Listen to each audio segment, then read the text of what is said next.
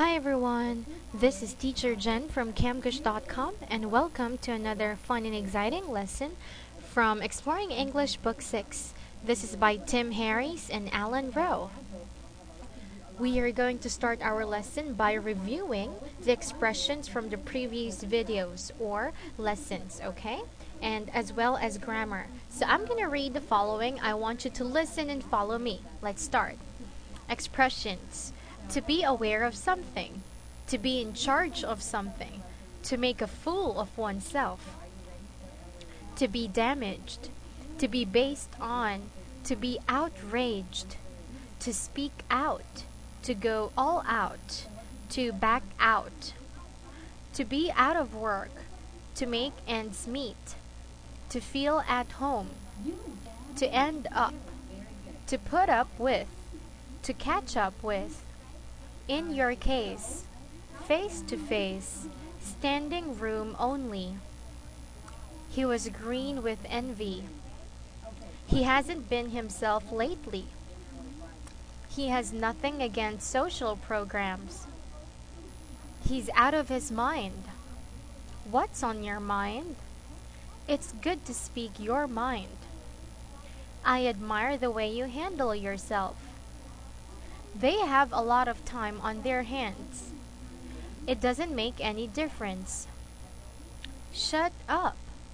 I can't help it. I guess so. He had butterflies in his stomach. It was too late for second thoughts. Now let's go on to grammar summary. I'm going to read again the following. Please listen and remember these points. The present participle. Present participles used as adjectives. His announcement surprised everyone.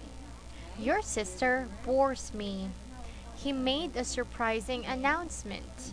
You have a boring sister. So these are the present participles used as adjectives. Participial phrases used as sentence modifiers. She waved goodbye and got on the bus. Waving goodbye, she got on the bus. I looked up and saw a black cat. Looking up, I saw a black cat.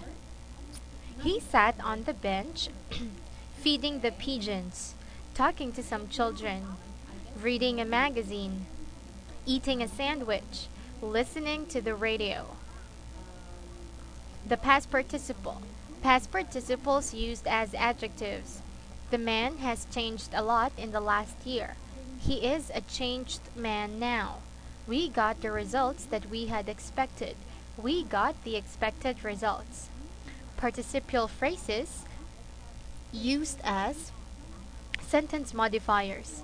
She had gotten the job and was very happy. Having gotten the job, she was very happy. He had failed twice and felt like giving up. Having failed twice, he felt like giving up. Now, let's continue our lesson on this page, and we have a reading activity.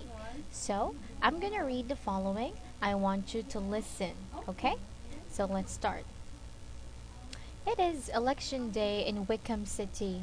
The polls opened at 8 o'clock in the morning and will remain open until 8 at night. Everyone is interested in the outcome of the election, and a heavy turnout is expected. So far, the public opinion surveys have been unable to pick a clear winner. Opinion is evenly divided, feelings are strong, and sometimes even old friends disagree sharply over who should be Wickham City's next mayor. At Nick's garage, out on the edge of town, Sam and Mabel have stopped to put some gas in their old truck. Hurry up, Nick, says Sam. We haven't got all day. What's your rush, Sam? Asks Nick. Did Mabel leave a cake in the oven? No, answers Mabel. But we've got to get over to the schoolhouse and vote before the polls close. We promised that nice young Otis fellow our vote. I voted early this morning to avoid the crowds, says Nick. But I used my head and voted for Bascom. I figure that, as a businessman, I had no other choice. Besides, I'm too old to use the park, and so are the two of you. Voting for Bascom is more a case of losing your head than of using it, says Sam. And as for being too old to use the park, speak for yourself, Nick. Mabel and I still enjoy a little stroll on moonlit nights. Mabel blushes. And think of your children, Nick. With the park gone, where will they play? I am thinking of my children, Mabel, sighs Nick. I need to do more business so I can pay for their education. That's why I voted for Bascom. Sam says, if you want to do more business, Nick, why don't you start now by putting some gas in our tank? Or do you plan to keep us here all day so we can't vote for Otis? Now, students, I want you to read this part of the story again. To do that, you can pause this video for a while, then read. When you are done, you can press play so that we can continue in our lesson. Now, because time's over, we are going to continue this story on our next video, okay? So I want you to review the pages that we've studied today. Now, this is the end of our lesson. I hope you learned something. This is Teacher Jen from camgush.com saying goodbye and see you on our next video. Goodbye!